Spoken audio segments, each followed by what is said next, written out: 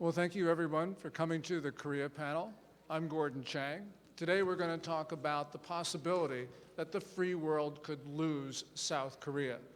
You know, for most Americans, it's just ludicrous to think that destitute North Korea can take over South Korea, a larger and a stronger state. But that's a possibility. It's a possibility because the South Korean president, Moon Jae-in, is a progressive, and his overarching goal is to unify the two Koreas. And unfortunately, he's contemplating doing that on the terms of the other Korea, North Korea. So for instance, we see Moon trying to undermine democracy in his own society. And that's what we'll be talking about for the next 45 minutes. Tara Oh, East Asia Research Foundation, former intelligence officer, US Air Force. What is Moon Jae-in doing? Well, the Moon administration is attacking the free and open society of South Korea. As you know, South Korea, or the Republic of Korea, is a free democracy. It's not a people's democracy, which is what North Korea calls itself, DPRK, Democratic People's Republic of Korea. So there are a lot of differences between the two systems, but a key difference is freedom. And this Moon administration and his party tried to delete the term freedom from the Constitution. Now, could you just repeat that again, because that is absolutely startling. He and his party tried to delete the word freedom from the Constitution. Yes. So think about that, and that's if you have to go through that, then there's some sort of intent behind there. So when I say he, I'm talking about him and his supporters, his party. They have been attacking the pillars of liberal democracy, one of which is the freedom of the press. They already jailed two journalists, Mr. Byun Hee-jae and Mr. Hwang In-won, in jail.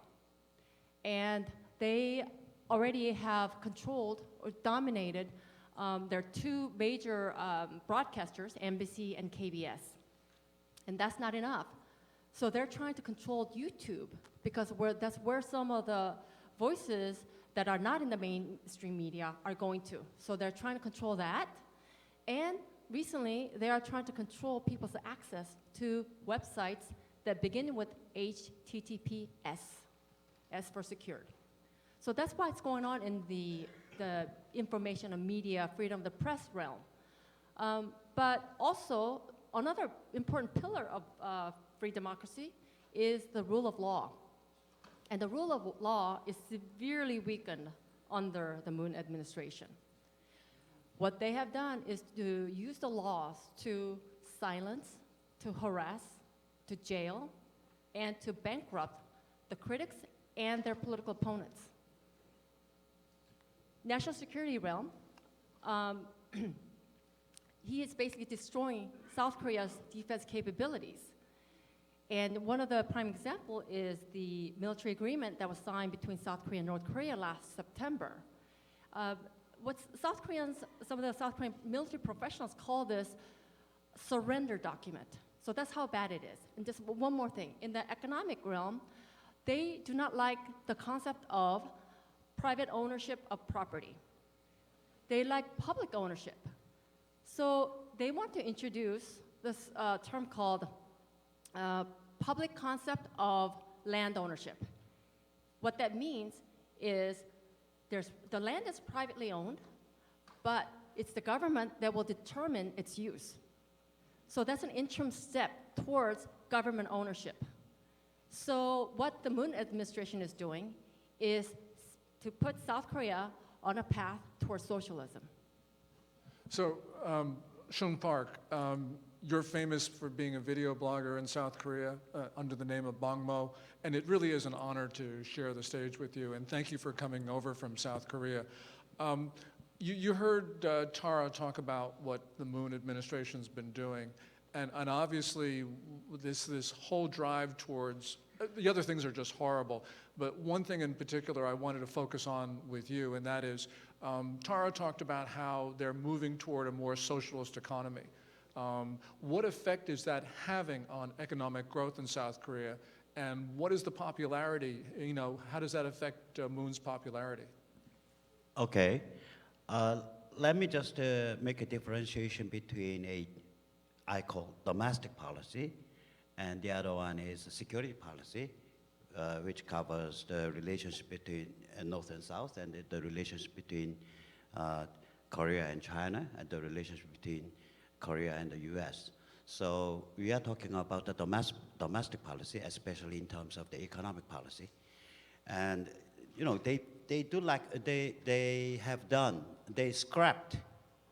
They are in the process of, for example, scrapping the atomic power plants, nuclear power plants. The Korean economy is very much dependent on cheap energy, cheap electricity, because... So this is going to raise the price of electricity? Yes, that is one example.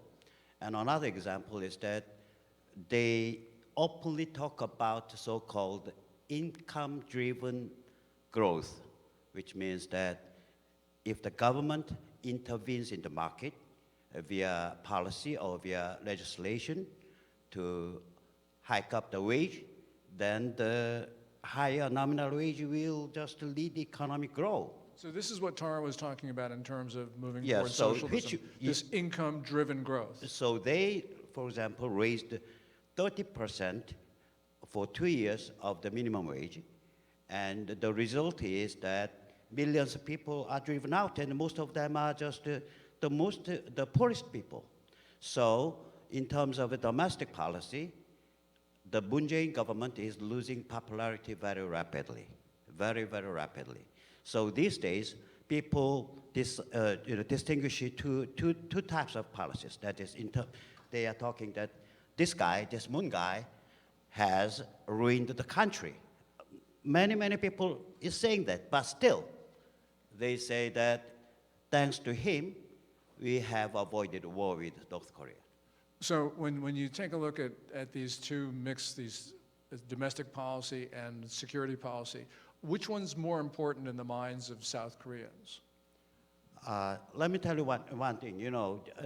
There's ever since the U.S. has begun the honeymoon with China back in 1971. Big mistake, by the way. Well, maybe it was inevitable because she was losing into China anyway. So ever since the Koreans were put in a situation to just to survive no matter what. So for the last 3 decades, a false dilemma like a war vis-a-vis peace. That dilemma has influenced the Korean people very, very deeply. I can see that. David Maxwell, former Colonel, U.S. Army, Special Forces operator, 5 tours of duty in South Korea. That's amazing. 5 tours of duty.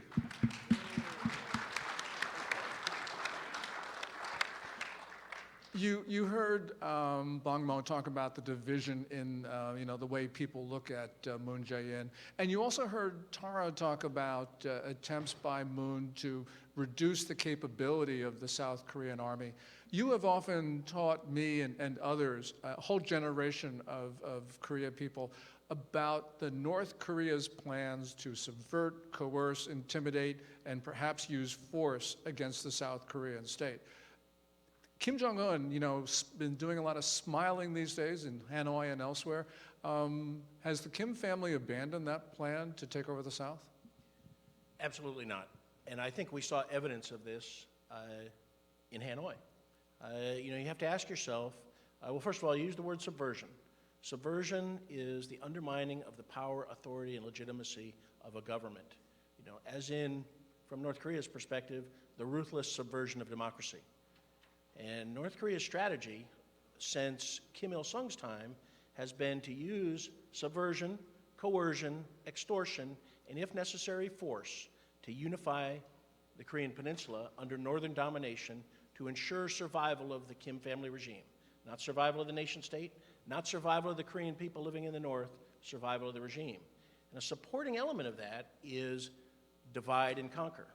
Divide the ROC-US alliance to be able to conquer the ROC. That is its strategy in a nutshell. Now, this is political warfare, and we've seen Kim engage with the U.S. executing what I would call the long con, and he is really trying to con us. He's been masterful at getting something for nothing, and that's happened for decades, his father and grandfather. But President Trump yesterday called him on it, and walking out of that meeting was probably the best thing the president could ever do. And so,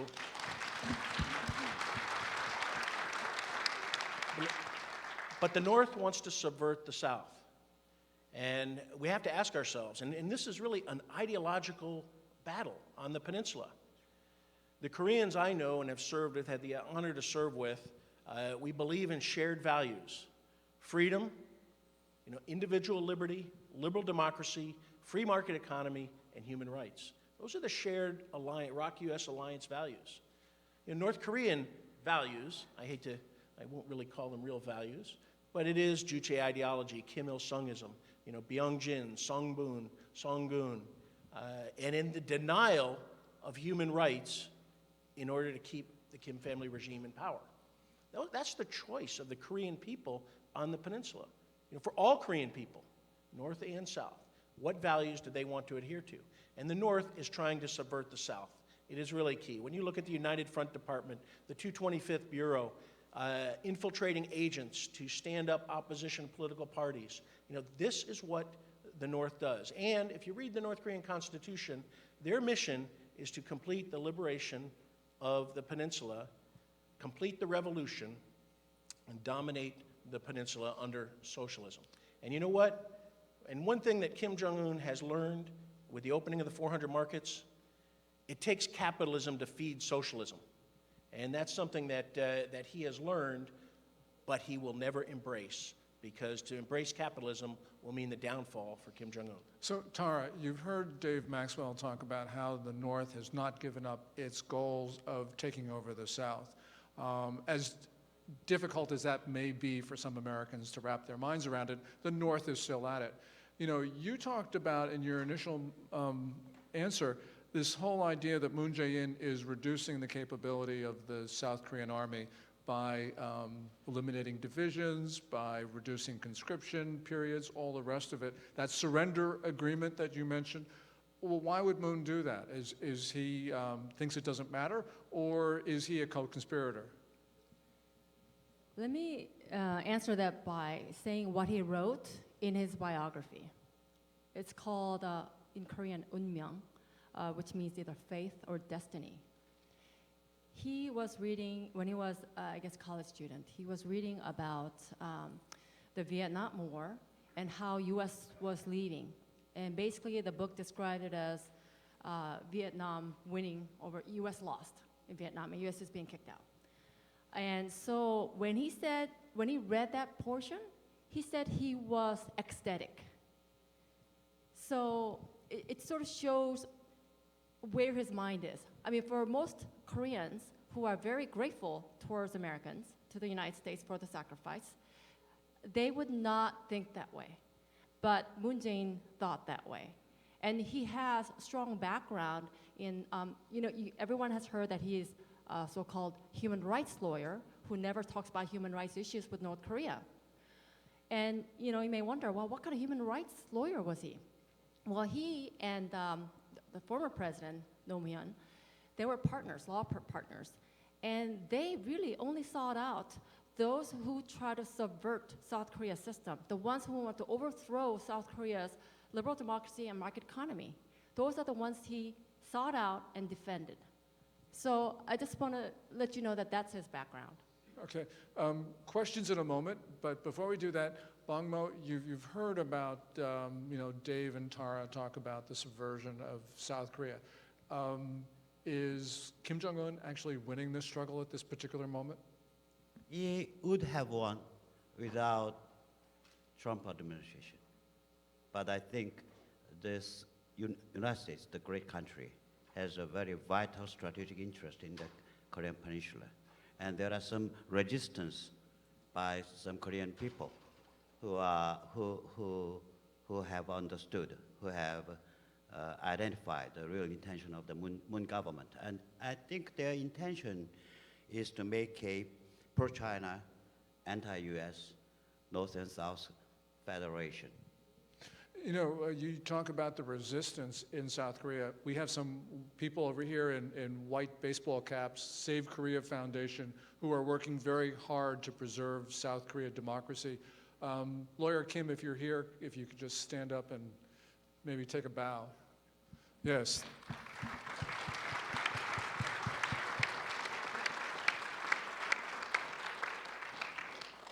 Questions over here? Thank you. No, your voice is actually big enough, so. Okay. Frank De Barona, Bay of Pigs veteran from Miami.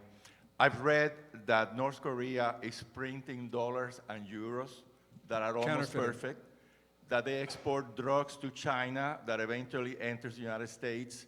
Why is it that we're not reading that in our press? Because that would make people more aware of the danger of North Korea to our security. That's a Maxwell question. So there's an organization in North Korea called Department 39.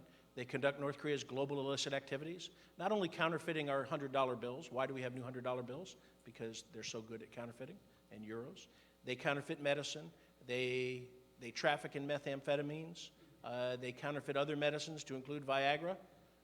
They counterfeit cigarettes. You know, these illicit activities that are being conducted around the world using North Korean diplomatic channels in countries around the world, of course, is to gain hard currency to support the regime.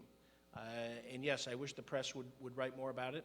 The good news is that part of our maximum pressure policy, since President Trump has taken office, the U.S. State Department has worked very hard with countries around the world to help them with information and to help them enforce their own laws. Because North Korea is breaking not only international law, using diplomats to break, to conduct illicit activity, but they're breaking local laws.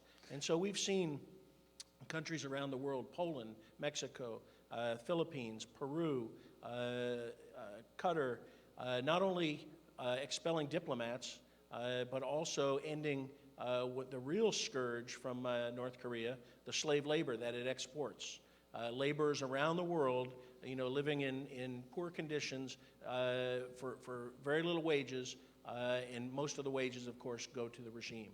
And so our State Department and the U.S. government has been very focused on this since June of 2017. It's one of the unknown parts of our maximum pressure campaign, and it's having some effect.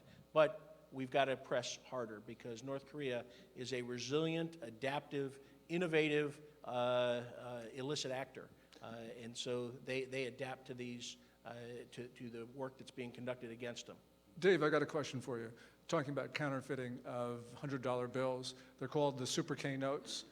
I've heard this, I've read this, I don't know if this is true or not, but how does our U.S. Treasury Department determine the difference between Super K notes and actual real $100 bills? Well, the answer is that the printing on the Super K counterfeited notes is better than our printing. I don't know if that's true, but I've heard that same, I've heard that, but I have no knowledge and certainly no expertise in that area. There's a question over here. Well, this is Dan Moon. I help to consult the Save Korea Foundation. Peter Kim, lawyer here. Now, last night after watching Hanoi summit with Kim and Trump, I come up with a very strong feeling that year 2099 is a year that we will just settle the issue of Korea. I believe that Korea has been divided into two blocks physically, spiritually, ideologically, so long, and we left North Korea with what we call idolatry, cultic Kim dynasty, who would like to control not only the entire Korean peninsula, but also the entire world, threatening the United States even lately. Now, yesterday when I heard Trump making a very strong response to conspiracies and all the deceits that have been practiced from the days of Truman to Obama, I finally realized that Trump as American, Save America First, or what do you call America First president, really did outstanding job to warn them that he's meaning a business. Can we actually talk about this whole notion that this is going to be settled soon? What do you think about that? I'm not quite sure. I'm not quite sure, but I do strongly feel that, you know, when you fight against something, the concept, the structure is so vital that I think this struggle has shown its own essence more and more clear, day after day.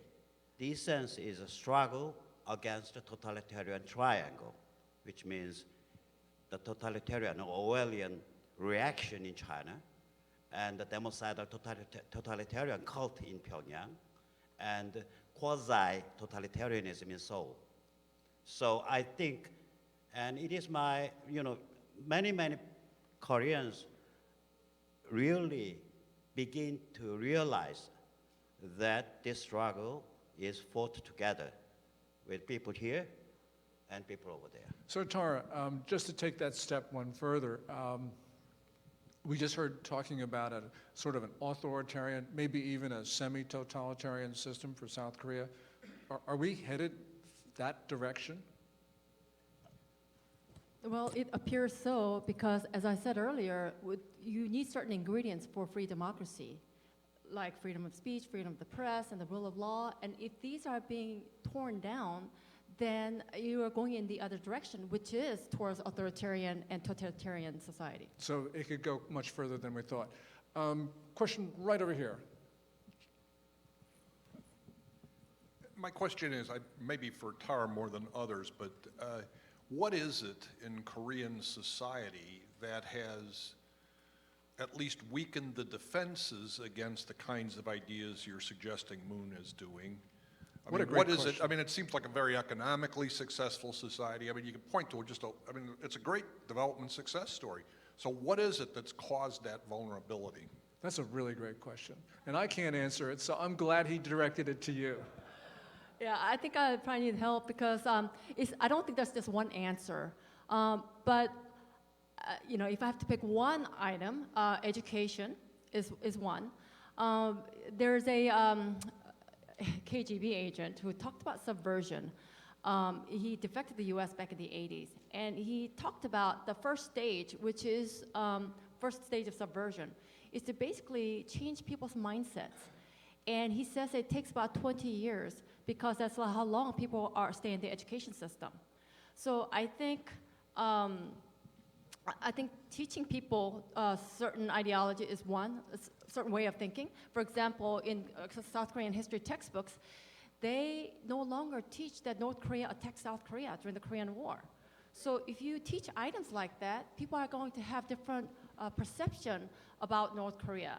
So I think that's one. I think there are plenty of other reasons, and maybe you know, Mr. Park has some more, because he actually has been through that period. But so I would say is people's mindset has changed through education system, and that's one of them. Yes, over here.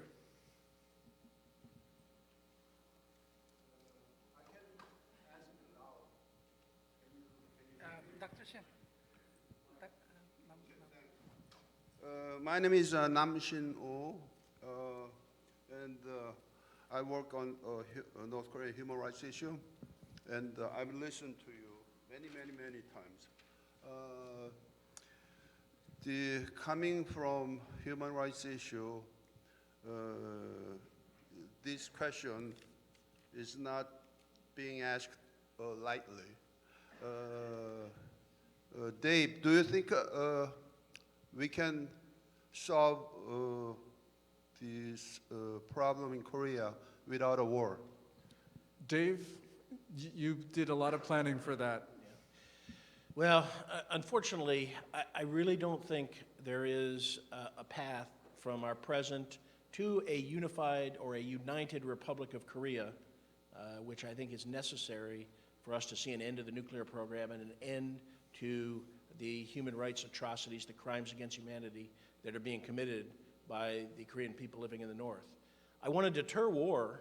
And I believe the ROC-US alliance, is not going to start a war, but of course, when the North does, we will finish it.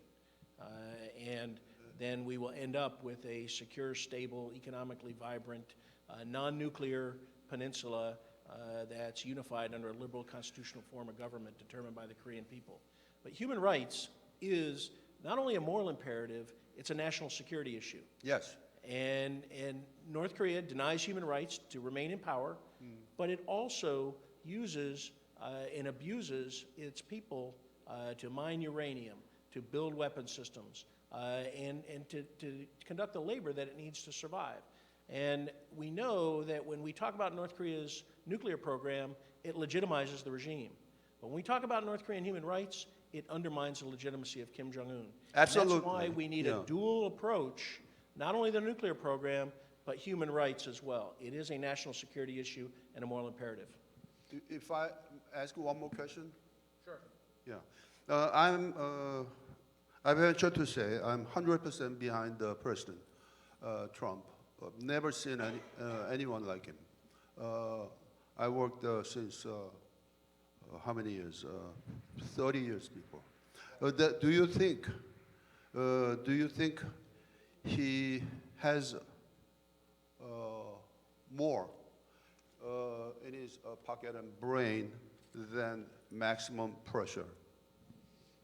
Yes, there's much more than maximum pressure. Certainly his advisors do. We really need to take a holistic strategy. Maximum pressure, or what I would like to call, now we'll probably go into maximum pressure 2.0, but I would like to see it really be a strategic strangulation campaign.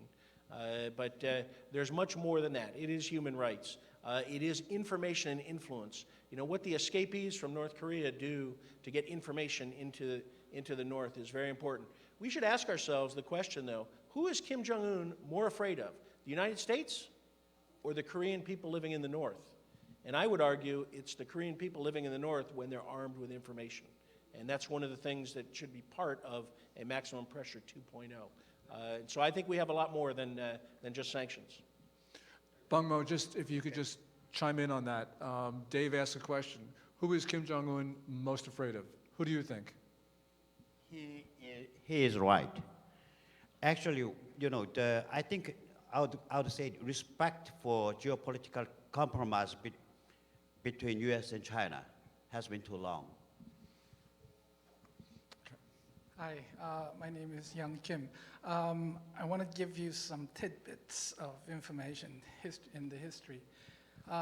This nuclear weapon missile system, $8.3 billion of funding has gone from South Korea to North Korea over the last 20 years, over two clearly leftist governments, and their 5-year terms. Now, we have 3 more years remaining under Moon Jae-in, and the funding for those fighters who want to preserve the values of liberal democracy, human rights, funding has just evaporated overnight.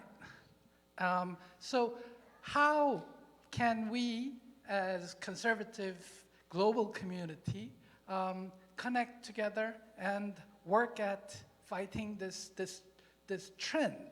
I mean, it's 100 years after Bolshevik Revolution, and the exactly same pattern of takeover is happening in South Korea.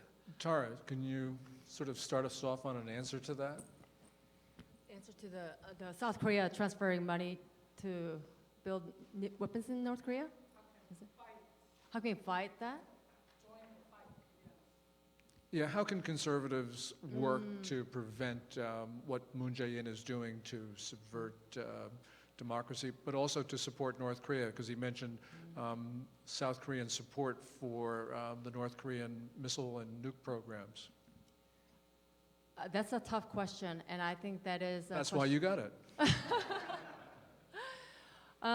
So I think one of the things is, just like North Korea not getting external information in, there are a lot of things that's going on in South Korea. There's a lot of information, but it's not coming out to the United States, elsewhere. And also within South Korean society as well, because of the suppression of the media that I mentioned earlier. So I think there should be a more concerted effort to get the information within South Korea to other, part of the population who's not familiar with what's going on. So that would be through education and seminars and things like that. But also getting all these out in English so that the external audience know what's going on in South Korea.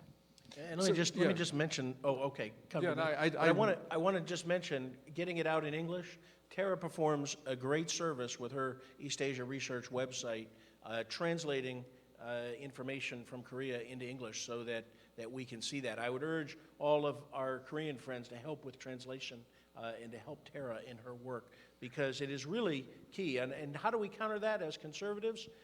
You've got to network. We've got to work together, whether you're Korean or American or any conservative around the world.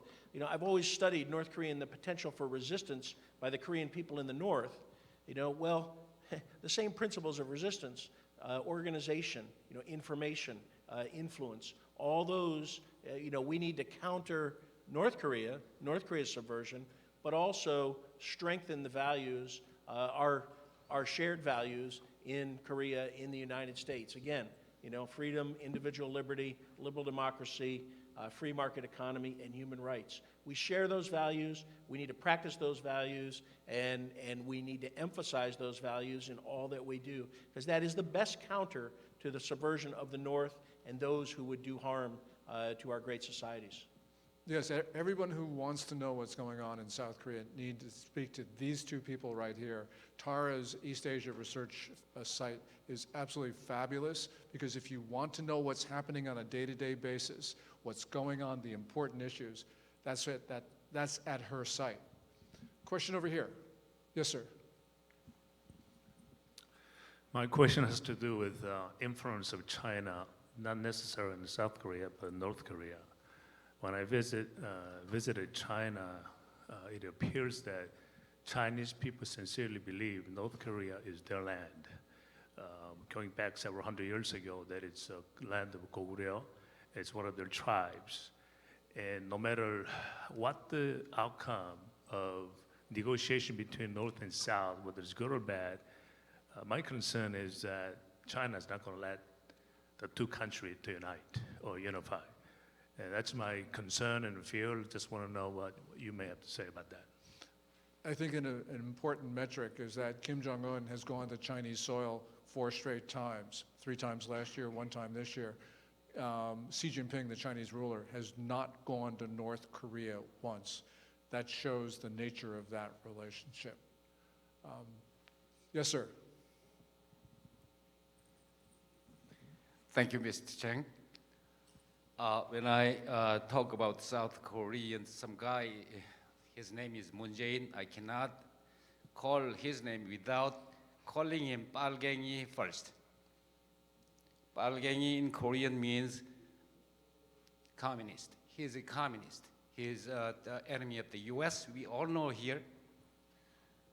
And now he is making whole country as a political prison. Now, 2 former presidents are in jail. Nobody knows the exact name, but more than 100 people, important former government, are in jail, including 4 KCIA chief, and one person came out, but 3 still in jail. Now, 1 4th 3-star general suicided, jumping from 17 story building. Let me just stop there, because let me just before I forget, Mr. Cheng, please let me. I wanna just ask somebody, a reporter, if there is a reporter came from Voice of America, especially Korean language team here. Yeah, we've only got about 10 minutes, and I want to get an answer to that question. Both Tara and Bongmo, I'd like you to get your views. Tara, you first about the jailing of military officers and former KCIA people. As you mentioned, yes, so current administration has jailed 2 former presidents, and there's one other former president. He's in his 90s, and he's being sued for one reason or another. So all of them are either harassed or jailed. As far as political opponents, as I mentioned earlier, they used a law to place all kinds of charges on them until they find something that clicks, or even if it doesn't, they still send them to jail without evidence. A lot of these people are in jail without evidence. So that is going on. In terms of the what he means by KCIA, it's NIS, is the latest name, National Intelligence Service. There are, I believe, about 50, at least 50 former NIS officials who are in jail right now, or who are under investigation. So they're really cleaning the house out in NIS. NIS, and there's another organization called DSC, Defense Security Command. Those 2 are the 2 key organizations that does counterintelligence. What that means is they look for North Korean agents and spies. They put them to jail. But President Moon Jae-in, he dismantled the DSC, the second one, completely dismantled it. The first one, he had this reform committee whose committee chair said the problem with NIS is that it's too focused on catching North Korean agents and spies. So they took away that function. So again, they're in jail, but it's really the Moon administration's efforts to dismantle those capabilities. And the first part of the question was about whether Moon Jae-in is actually a communist or not. I know that's a little bit sensitive, but if you could just give me your thoughts on that. Maybe I should say that. No. Yeah? Okay, good. There was a judgment by the court, and a very influential person in my country called him a sort of a communist, and he was not found guilty. Because, my belief is that if you call somebody a communist, it is not about his honor. It is about my own evaluation. So it is not a kind of a, how can I say, defaming. So I can call him a sort of a communist, right? Okay. I noticed that Daniel Cho has just come in, and he's done a lot of work in terms of the advisors for Moon Jae-in and their former Jusao-pa affiliations. In other words, that they believed in the Juche Revolution when they were in college. They have now become senior advisors to Moon Jae-in, and they've not disavowed their views. He's done a lot of work on this. It's really important stuff. And in addition to consulting these 3 guys up here, you should talk to Daniel about many of these things. There's a question over here. What concrete steps is the U.S. capable of doing, both in terms of practical ability and political will, to deter further aggression from the North, particularly as these negotiations that are going on may or may not turn out to be successful as part of the Maximum Pressure 2.0 campaign that you were alluding to earlier? Yeah, Colonel, this was your life's work, so. So I think one thing we ought to understand, the Kim family regime will never attack strength. And I think that we should realize that we are not going to be successful against North Korea without the strength of the ROK-US alliance. And so it is very important that we demonstrate strength, strategic reassurance, strategic resolve. We train our forces, we deploy our forces, and we demonstrate that strength. Deterrence is job one. U.S. forces, the 28,000 U.S. forces in Korea don't defend Korea. They deter attack. South Korean military, despite the recent weakening, is capable of defending Korea. But it is the presence of U.S. forces, and we know that from when Hwang Jong-yap defected. We asked him why they've spent all this money on the North Korean military and have never attacked the South. And it's they can't win a war with the U.S. and South Korean forces. And so, and they believe that we will respond with nuclear weapons. So that has a strong deterrence. So we've got to be strong. We've got to demonstrate that. We can't weaken our alliance. That is really critical going forward, that we have a strong, united ROC-U.S. alliance. And one of the important things here is that for more than a century, we have drawn our western defense perimeter not off our coast, not even off the coast of Guam, but off the coast of East Asia. And South Korea anchors the northern end of our western defense perimeter. And just let me add, what happens on the Korean Peninsula, I mean, deterring war and conflict on the Korean Peninsula is so important, not only for our Korean allies and whom we all love, but Korea, and the Koreans will know, the shrimp among whales, you know, it is at the nexus of the second and third largest economy in the world. South Korea is anywhere between the 8th and 11th largest economy. 2 nuclear powers, Russia and China. What happens on the Korean Peninsula is going to have global effects. If there is war or any kind of conflict, it's going to impact everyone. Therefore, it is in our interest to deter war, and the presence of U.S. forces combined with the ROC military deters war, and so we need to focus on that. Okay, we are just out of time, but we do have a few moments for the lightning round for the Korea panelists. I'd like to ask each of you 1 minute, starting with Bong Mo, whether Moon Jae-in has 3 more years left in his term. Are we going to have South Korea remain a free, independent society when Moon Jae-in calls it quits? 1 minute. Calls it quit We know, basically, end of his term. at the end of his term. At the end of his term, sorry. It depends on the question the gentleman. It depends on the question the gentleman asked over there. He raised a very important question. Why such a country so prosperous as South Korea ever has fallen into the prey of this type of a pro-totalitarianism or pro-China or pro-North Korea? That was a great question. It is basically a mental game, a cultural game. So it depends on the Korean people to find a way to fight this mental game. Okay, and by the way, you Koreans in the audience, you heard that answer, which is absolutely correct. Tara, 1 minute.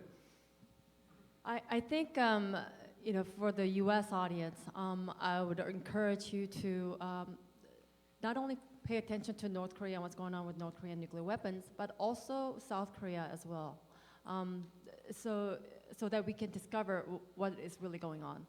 And for those in South Korea, I talked about getting the information out earlier, but I think there also needs to be some sort of long-term strategy. And after the Moon administration's term, I don't think that from that point on, things will improve. I think this is very, very deep-rooted within the society, throughout the society, in different segments of the society. So I really think they have a lot of work ahead, but they really need to have a good vision of their future and also, identify what they value. Of course, it's liberal democracy, market economy, but really, they need to clearly identify that to the people so that people can start valuing those principles and also be willing to defend that and to do something about it. Colonel. Well, I'm bullish on the Republic of Korea, and I think it will make, it's like Nietzsche said, that which does not kill me makes me stronger. And they make it through this period, Korea will be stronger. I'm bullish because I think while we have the generation we see represented here, conservatives who are true patriots, who believe and have fought for their country, we have this 386 middle generation that is, I think, at the root of the problems. But I think we have a large young generation in Korea who are practical and smart and want free markets and want to succeed. They need to be imbued with the same patriotism and spirit of the older generation. It's the middle generation that needs to be bypassed, but the large young generation is really the future of Korea. And I urge all of the Koreans here to make sure that the youth in Korea are imbued with the right values, because that will make Korea great as well. Well, South Korea clearly is facing existential challenges, but because of what we've heard, I think that we can say that there are the forces that will resist, that will protect freedom and democracy in Korea. Please join me in thanking the panel.